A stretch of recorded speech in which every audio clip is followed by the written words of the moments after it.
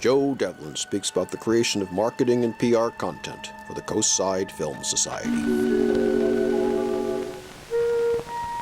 Hey, come here, come here. Give me a close-up, a close-up. This is a close-up. A close-up, you jerk, a close-up. Running in the background is a piece of a trailer I've created to promote a night of 1920s and 1930s animation that screened during a film night hosted by the Coastside Film Society and curated by film scholar Carl Cohen. Hi, I'm Joe Devlin, Information Director of the Film Society. When the Coastside Film Society was founded in 1988, audiences eagerly flocked to our screenings of independent films. Since that time, the number of places to see independent films has expanded exponentially. If we still want to draw an audience in the age of Netflix and YouTube and 1,000 cable channels, we've got to work a little harder. Putting out all the media that's required to keep an audience coming these days keeps me busy.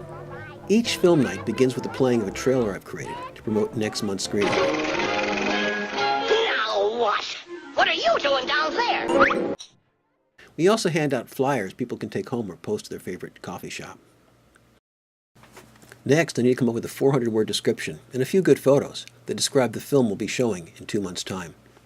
This material gets sent out immediately to monthly magazines that have long deadlines. I take a second look at the flyer we distributed during film night, along with the trailer we screened.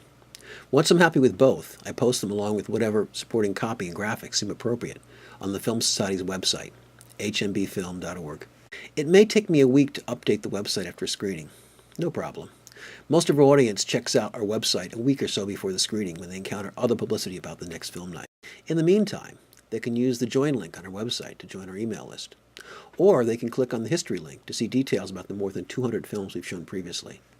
Or they can use our Twitter or Facebook links to get the word out about past or future programs. When I've got all the website info up to snuff, I start working on other pieces of media. The local TV stations get a shortened version of my monthly public service announcement that they can air, as well as a special graphic that they can put on rotation late at night or during program breaks. These graphics are shown for only a few seconds at a time, so they need to be both eye-catching and use as few words as possible. If I have the time, I also produce a 1-minute audio spot that can play on local radio stations. Here's a piece of one played underneath some reprints of publicity for the same film. The music you hear in the background is from the soundtrack of The Silent Holy Stones. It's a Tibetan film that'll be screened in Half Moon Bay on Friday the 30th by the Coastside Film Society. It's the story of a 10-year-old Buddhist monk. The older members of his family see him as a holy man and are so proud to have him studying in the prestigious Gawa Monastery. He, on the other hand, is just a kid looking forward to an upcoming 48-hour holiday trip home.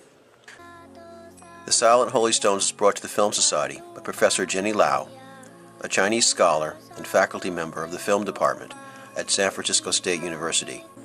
For more information, check out www.hmbfilm.org. That's hmbfilm.org.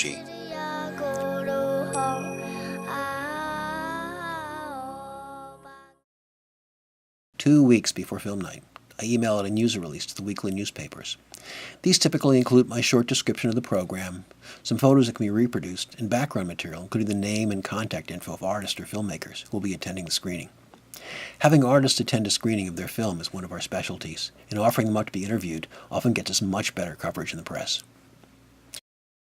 A week before film night, I start sending stuff into the local community blogs. Some of these are happy to get 400 words of clean text and a graphics attachment. Others have given me authorship rights to their content management systems, so I can post formatted HTML copy and upload properly sized graphics directly to the sites. And some also encourage me to upload a compressed version of our video trailer and/or a PDF version of our monthly flyer.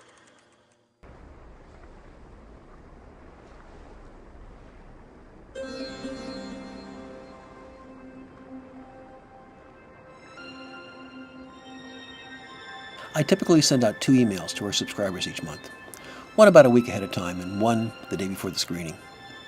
Most months have just enough time to create a short and wide graphic for those emails that are both eye-catching and don't take up too much space on an emailed page.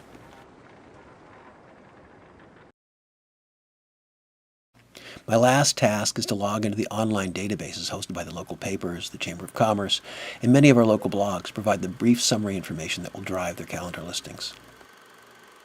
A month by this time has gone by. The cycle begins all over again.